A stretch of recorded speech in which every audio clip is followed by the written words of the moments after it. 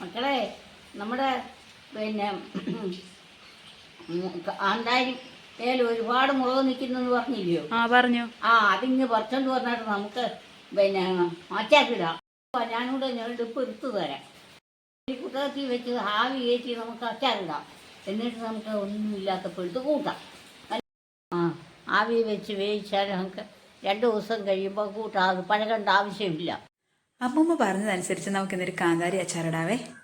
ഈ കാന്താരി നിങ്ങൾ കണ്ട, ഞാൻ വേറൊരു വീഡിയോയിൽ കാണിച്ചിട്ടുണ്ട് ഈ കാന്താരി. അതായത് നമ്മളെക്കാൾ ഉയരത്തിൽ അങ്ങ് വളർന്നു പോയേക്കാം. അങ്ങേ അറ്റം വരെ ഉണ്ട്, നോക്കിക്കോണേ. ഈ കാന്താരി നമുക്ക് കാന്താരി പറിക്കണം. ഇതിങ്ങനെ വെറുതെ നിന്ന് പോകുന്ന കാണുമ്പോൾ ഭയങ്കര സങ്കടമാണ്. എന്തായാലും ഇന്നത് പറിക്കാൻ തീരുമാനിച്ചു. കാരണം ആ ഷീറ്റിൻ്റെ ഇടയിൽ കൂടെ അത് കയറിപ്പോയേക്കുന്നത്. അപ്പം നമുക്കിത് വളച്ച് കഴിഞ്ഞാൽ അത് നന്നായിട്ട് ഒടിയാനുള്ള സാധ്യതയുണ്ട്. കണ്ടോ, എന്തായാലും അത് ഒടിഞ്ഞു, ഒരു ഭാഗം ഒടിഞ്ഞു പോയിട്ടുണ്ട്.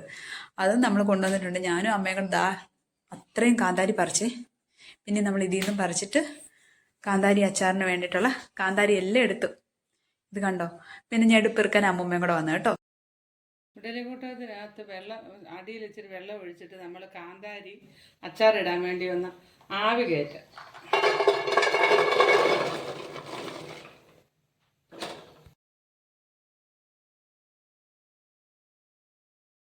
ഇഡലിക്കൂട്ടത്തിൽ വെള്ളം ഒഴിച്ച് ഒരു 15 മിനിറ്റ് ചെറിയ തീയിൽ നമുക്കിതൊന്ന് ആവി കയറ്റിയെടുക്കാം. ഇപ്പം നന്നായിട്ട് ആവി വന്നു. ഇതിന് നമുക്ക് വേറൊരു പാത്രത്തിലോട്ട് ആക്കാം.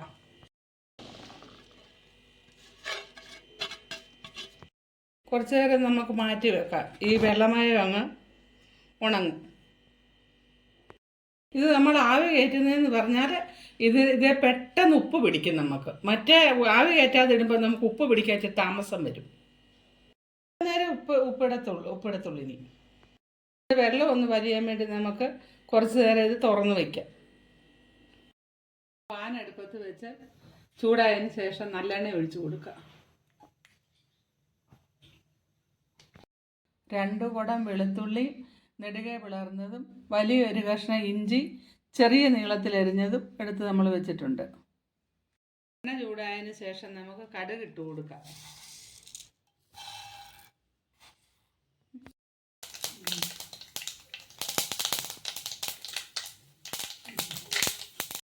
ഇട്ട് കൊടുക്കാം. ഇഞ്ചിയും കൂടെ ചേർത്ത് നമുക്ക് വഴറ്റാം.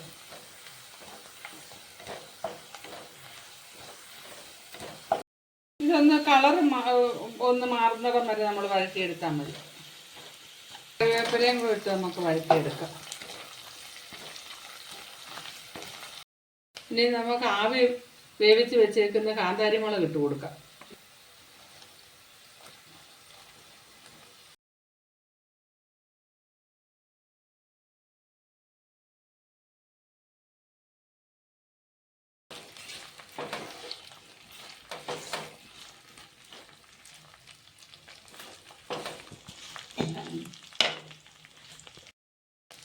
ഇത് നമുക്ക് കായം ഇട്ട് കൊടുക്കാം. കായപ്പൊടിയല്ല ഇവിടെ ഇടുന്നത്, കട്ടക്കായവാണ് ഇട്ട് കൊടുക്കുന്നത്.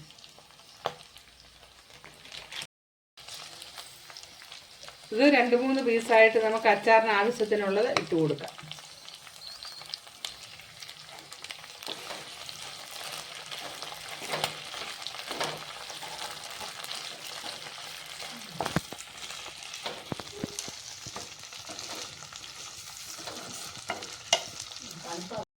ഉപ്പും ഇട്ട് കൊടുക്കാം.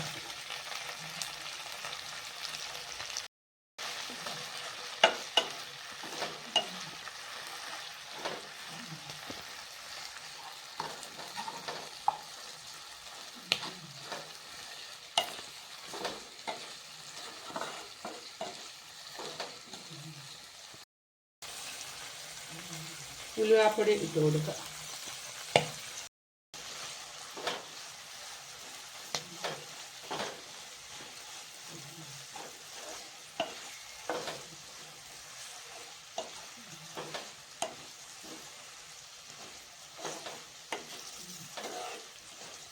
കൈ എടുക്കാതെ ഒരു 5 മിനിറ്റ് നമുക്ക് ഇളക്കിക്കൊണ്ടിരിക്കാം.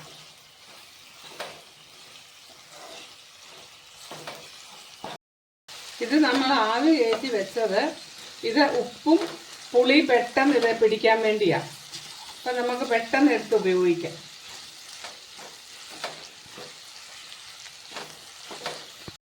അതുകൊണ്ട് നമുക്ക് ഇരുന്നത് ഇത് പഴകണമെന്നില്ല, പെട്ടെന്ന് എടുത്ത് ഉപയോഗിക്കാം.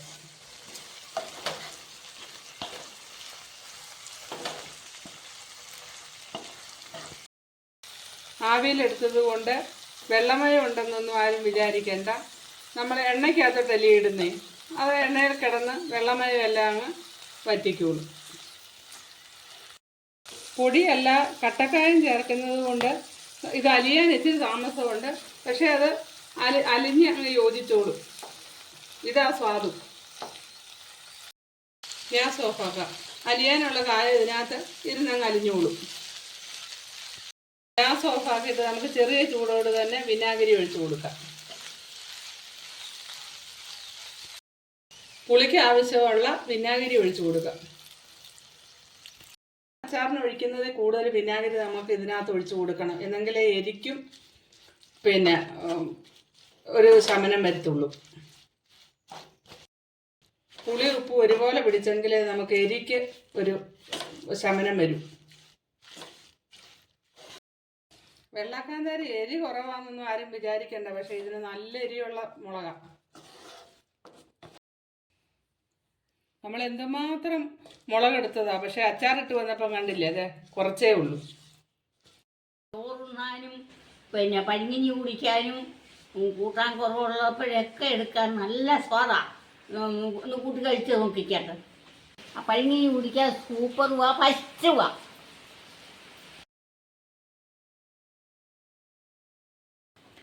ചോറുണ്ണുവാണോ? ചോറുണ്ണുവാ. അച്ചാറെടുത്തോ? അച്ചാറെടുത്തു.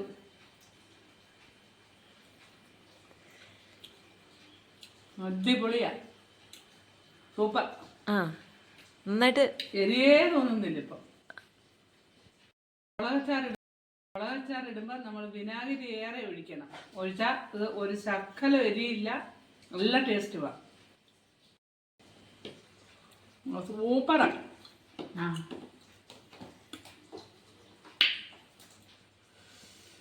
അടിപൊളി. എരിയില്ലെന്ന് പറഞ്ഞിട്ട് എരി ഉണ്ടില്ലേ? എരിയില്ല, ഒട്ടും എരിയില്ല.